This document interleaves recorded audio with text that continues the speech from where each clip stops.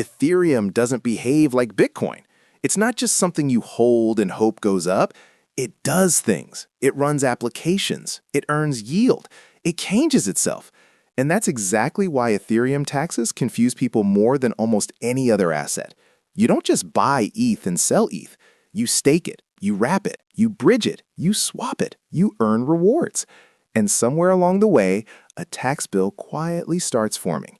Most people don't notice until it's too late. They open their portfolio after a bull run, finally sell a portion, and then realize they've created far more taxable events than they ever intended. Meanwhile, wealthy Ethereum holders seem strangely calm. They stake, they rebalance, they move millions through smart contracts, and their tax outcomes don't look nearly as catastrophic. So what's the difference? It's not risk tolerance, it's not insider information, and it's definitely not tax evasion. It's understanding what Ethereum is and structuring around that reality. For tax purposes, Ethereum is property, just like Bitcoin.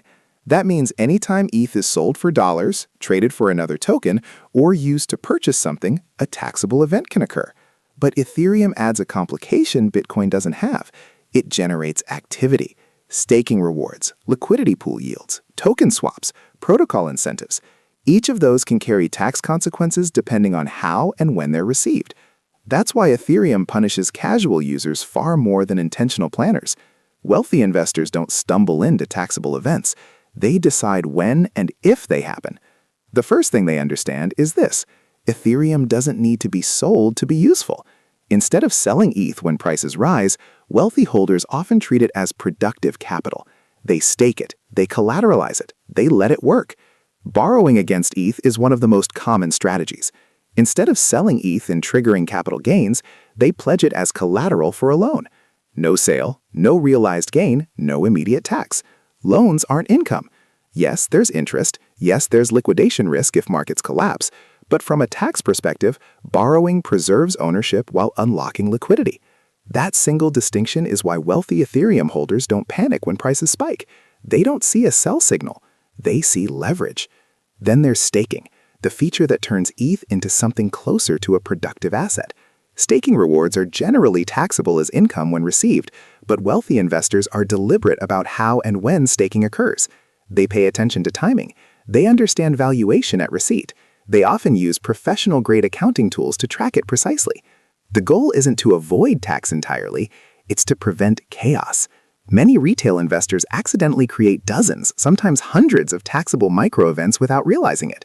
Wealthy investors consolidate, they plan, they simplify. Another critical difference is where Ethereum lives.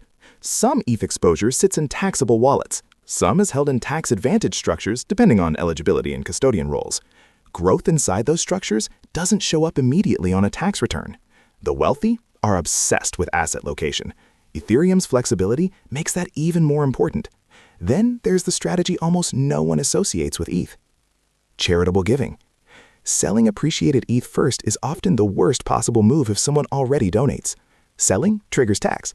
Then donating cash creates a deduction, but only after the damage is done. Wealthy donors flip the sequence. They donate appreciated ETH directly to qualified charities or donor-advised funds. The gain is typically never realized. The charity sells tax-free, and the donor may receive a deduction based on fair market value. From the outside, it looks like Ethereum vanished. In reality, it just changed hands efficiently. Ethereum also benefits from the same long-term rule that quietly shapes wealth across generations. If ETH is held until death, heirs generally receive it with a stepped-up cost basis. Years of appreciation disappear for capital gains purposes. No sale, no gain, no tax on the increase. That's why Ethereum isn't just a trade for wealthy families, it's infrastructure for future wealth. But the most important Ethereum strategy happens before the bull run ever starts. Wealthy investors plan for success in advance. They ask, if ETH explodes, what decisions will I regret not making earlier? The answers are structural. They track everything obsessively: every wallet, every transfer, every smart contract interaction. Ethereum's complexity makes poor record-keeping incredibly expensive. They harvest losses intentionally when markets collapse. Ethereum drawdowns aren't ignored, they're used. Losses offset gains, excess losses roll forward. And because crypto is currently treated as property, not securities, the wash sale rules that apply to stocks don't clearly apply the same way. That creates flexibility, but also risk if handled carelessly. This is where professionals matter. Then there's the life decision that dwarfs everything else: where you're taxed. Some wealthy Ethereum holders relocate from high-tax states before realizing major gains. That decision alone can save 6 or 7 figures on a single cycle. It's not a trick. It's commitment. So what does all of this mean if you hold ETH? It means Ethereum itself isn't the danger. The danger is treating it casually. Owning ETH isn't taxable.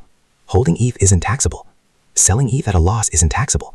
Taxes appear when gains are realized, and Ethereum creates more opportunities to realize gains accidentally than almost any asset in history. The wealthy avoid that by design. They don't sell Ethereum impulsively. They don't interact without intention. They don't confuse activity with progress. And when people say the rich move Ethereum without paying taxes, what they're really seeing is this. The rich don't treat Ethereum like a coin. They treat it like a system. And systems reward planning, not reactions.